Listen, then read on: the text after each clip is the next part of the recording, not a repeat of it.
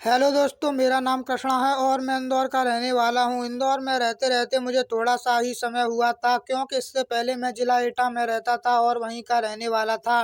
इंदौर में रहते हुए मुझे अभी ज़्यादा समय नहीं हुआ था, क्योंकि मैं इंदौर में पढ़ाई करने के लिए आया था। जब भी मैं कोचिंग जाता था तो मुझे एक लड़की बहुत ही ज़्यादा पसंद और प्रेम करती थी। मैं उसका दीवाना सा हो गया और लड़की जब भी मुझे देखती थी तो एक बार मुस्कुरा देती थी। मैं शायद समझता शायद लड़की मुझसे प्रेम करती है।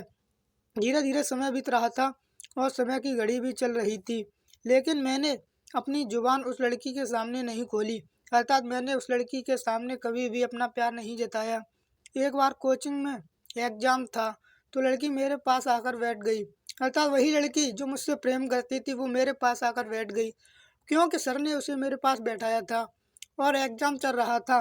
भगवान की दुआ से वह लड़की मेरे पास आकर बैठ गई और एग्जाम चल रहा था। मेरा पेपर थोड़ा बहुत छूट रहा था, क्योंकि मैं ज़्यादा नहीं पढ़ता था। तो उस लड़की ने मेरे मेरे पेपर को मेरे सारे प्रश्नों पर टिक लगा दिया। अतः लड़की ने मेरे सारे प्रश्न मेरे पेपर पर हल कर दिए और मुझसे कहा, जल्दी करो जल्दी। अर्थात मुझसे लड़की कहने लगी कि यार तुम क्या कर रहे हो, पेपर छूटने का समय आ गया है और तुम इतने धीमे धीमे पेपर को हल कर रहे हो। लो, मैंने पेपर पे ये प्रश्न हल कर दिए हैं, आप जल्दी से इन प्रश्नों को हल कर लो। यह सुनकर मैं थोड़ा खुश हो गया और मैंने अपना पूरा पेपर कर दिया। अतः उस लड़की की वजह से मेरा पूरा पेपर कंप्लीट हो गया। फिर छुट्टी हुई। फिर रास्ते में उस लड़की ने मुझसे कहा, तुम घर पर कितने देर तक पढ़ते हो?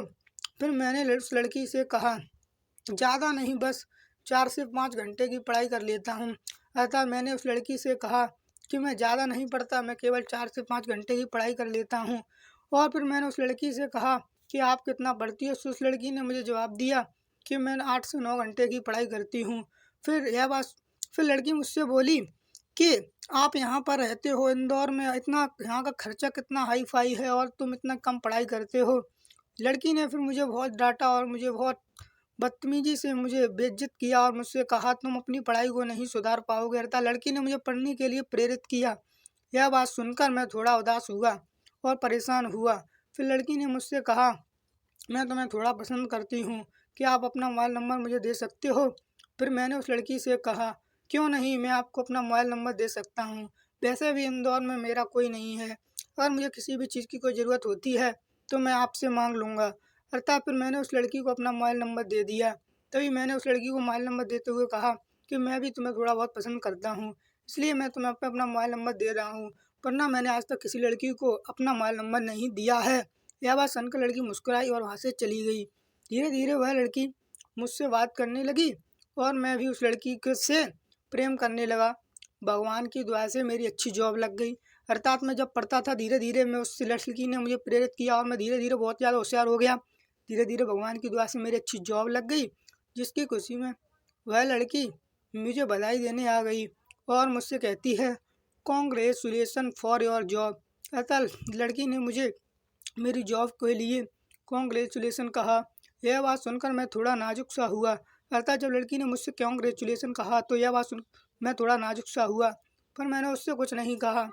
हाँ, और मैंने फिर उस लड़की को थैंक यू बोल दिया। मेरा भी मन उस लड़की को थैंक यू बोलने को कर रहा था, क्योंकि लड़की इतनी दूर से मुझे कॉन्ग्रेचुलेसन करने के लिए आई थी तो मेरा भी थैंक यू कहने का तो बनता है। फिर एक बार लड़की अपने माँ बाप को लेकर मेरे घर आ गई। अर्थात लड़की ने ये बात अपने माता पिता को बताई और लड़की अपने माँ बाप को लेकर मेरे घर आई और मुझसे कहने लगी कि पापा और मुझसे कहने लगी कि मैं इस लड़के को पसंद करती हूँ। पापा, मेरी शादी आप इस लड़के से करा दो। यह सुनकर मैं थोड़ा परेशान हुआ, क्योंकि अचानक वह लड़की अपने माँ बाप को लेकर मेरे घर आ गई। यह सुनकर मैं थोड़ा नाजुक और परेशान हुआ, पर मैंने उस लड़की को कुछ नहीं कहा, क्योंकि वह लड़की मुझे पसंद करती थी और मैं भी उस लड़की को दिल और जान से पसंद करता था, क्योंकि उसने पढ़ाई के लिए मुझे बचपन से प्रेरित किया और मेरी जॉब लगी तो बस उसी लड़की के कारण, क्योंकि जब मैं पढ़ता नहीं था तो वह लड़की मुझे पढ़ने के लिए प्रेरित करती थी।